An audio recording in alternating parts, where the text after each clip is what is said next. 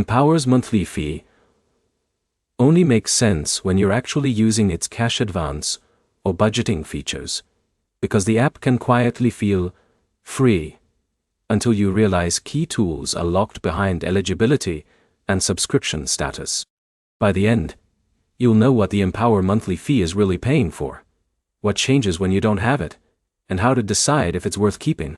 Empower is a subscription-based financial app. That means some features are available to everyone, but cash advances, higher limits, and certain financial tools are tied to your account status. If your subscription isn't active or your account isn't eligible, the app can restrict what you see or what you can access. Now break down where confusion starts.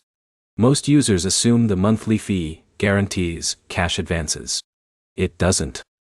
Empower still checks your income deposits, spending behavior, and bank connection before approving any advance. If those signals don't look stable, the app may reduce or deny access even if you're paying.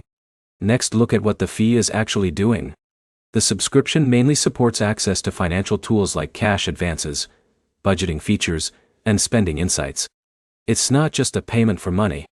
It's a system that evaluates your account and decides what features you qualify for in real time. Now check your usage pattern. If you only use Empower occasionally for a cash advance, the monthly fee can feel unnecessary.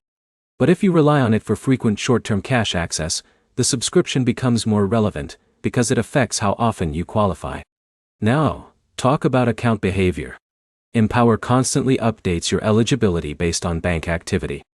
If your deposits are irregular or your account connection drops, your available advance options can change even when your subscription is active.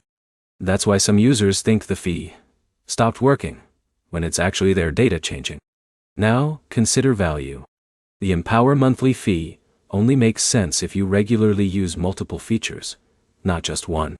If you're not using budgeting tools or cash advances consistently, the subscription doesn't provide much benefit compared to a basic banking app. Here's the simple breakdown.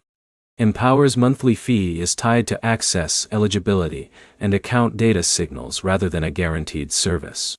Its value depends on how often you use it and how stable your banking activity looks. Do this next. Open your Empower app and check your current subscription status. Then review your cash advance eligibility history. After that, look at how often you actually use the budgeting and tracking tools. If you're only using it once in a while, the monthly fee is probably not giving you enough value to justify keeping it.